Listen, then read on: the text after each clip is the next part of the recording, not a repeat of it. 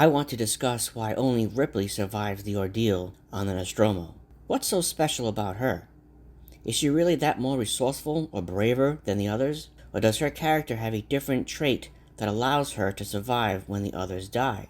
To understand Ripley's importance, we have to investigate how each character aboard the Nostromo reacts to the aliens' presence, and also their opinion they have for the Weyland-Yutani Company. Let's begin with Kane, because he's the first to meet the alien and the first to die. Kane doesn't complain about his job. He has the most gusto to investigate the beacon and the derelict spacecraft. He's the first one to see the space jockey, and he volunteers to be lowered into the cave where the eggs are. I'll volunteer to be in the first group to go out. Yeah, that figures. We've got this far, we must go on. We have to go on.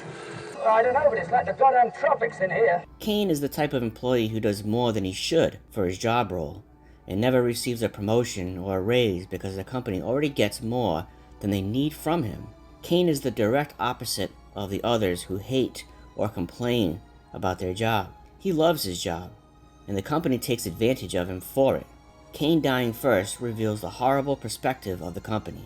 They treat their own devoted employee by sacrificing him first. That should be a huge red flag to the viewer that the company doesn't give a damn about their most enthusiastic employee who's eager to please them. Parker and Brett openly complain about their jobs and how they feel they are being screwed over in their profit shares as compared to the other employees. In fact, their money discussion is the very first conversation in the movie. The fact that it's the very first conversation proves that it means something significant. I think we ought to discuss the bonus situation. Right. Brett and I, we think we deserve full shares, right? You see, Mr. Park and I feel that the bonus situation has never been on an equitable level. Well, you get what you contracted for like everybody else. Yes, but everybody else gets more than that. They could have discussed anything else, such as their dreams during hypersleep or how much they miss their families on Earth. But they didn't. Instead, the primary conversation is about money. The writers want to make sure that the complaining about the company's unfair contracts was first and foremost because it sets the theme of the story. Lambert doesn't complain about wages like Brett and Parker, but she does gripe in general. You can tell Lambert doesn't like her job, and she definitely doesn't want to investigate the derelict spacecraft. I am cold. I'll volunteer to be in the first group to go out. Yeah, that figures. You too, Lambert. Can't see a goddamn thing. Quit griping. I like griping. What? And end up like the others? No, you're out of your mind. We get the shuttle and just get the hell out of here. We take our chances and... She's emotionally distraught, scared in every situation involving the alien, and just hates being there. She disliked that Ripley wasn't going to let them in when Kane was attacked by the facehugger. She even hits Ripley. Ripley was following orders, but Lambert wanted Ripley to disregard them. What the fuck is going on here?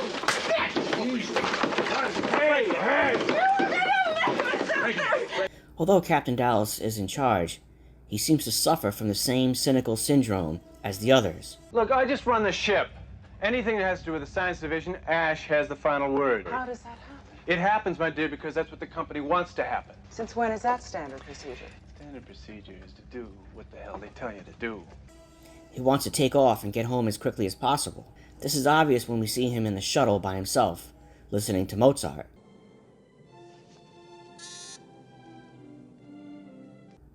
Dallas hates it there and wants to leave. He does what the company tells him to do because that's his role. However, when Kane's life is in jeopardy, he expects Ripley to break the quarantine protocol and let them in with the facehugger attached to Kane. That isn't very upstanding for a person in his position. Ripley, this is an order. Open that hatch right now. Do you hear me? Yes. Ripley, this is an order. You hear me? Yes, I read you. The answer is negative. This desire to break the rules when he sees fit curses Dallas and marks him as a bad employee. Ash is a mole for the company. It doesn't matter whether he follows protocol or not, or badmouths the company, which he never does. In fact, he sticks up for the company when Parker is complaining about investigating the beacon. There is a clause in the contract which specifically states any systematized transmission indicating a possible intelligent origin must be investigated. And when Ripley confronts him about disobeying protocol to let Dallas, Kane, and Lambert in, Ash defends his choice. making it appear as if he's sympathetic to the lives of the crew. He isn't. He's only there to ensure that the alien life form is captured and brought onto the ship. Look, what would you have done with Kane? You know his only chance of survival was to get him in here. It's important to discuss how Ash and the company would know anything specific about the xenomorph. Perfect organism. Its structural perfection is matched only by its hostility. I admire its purity, survival, unclouded by conscience, remorse, or delusions of morality. On a purely literal level, it's wrong to think that Ash or anyone would know what the personality or the goals of the xenomorph are.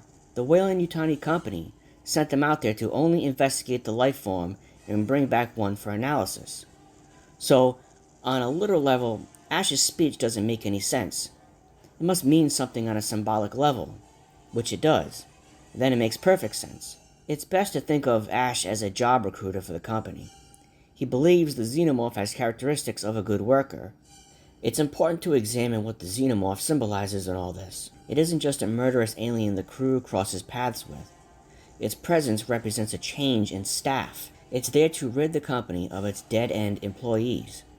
The xenomorph is representative of a new hire employee, and it's implied that it has all the characteristics of what the company deems is a perfect employee. It will do what it has to do to get the job done and won't complain while working. That's why the company wants it. The vicious nature of the xenomorph suggests it will do immoral acts, like murder, to ensure the progress of the company. Even the space jockey is symbolic of a poor quality employee. Itself has been raped and killed by its own cargo.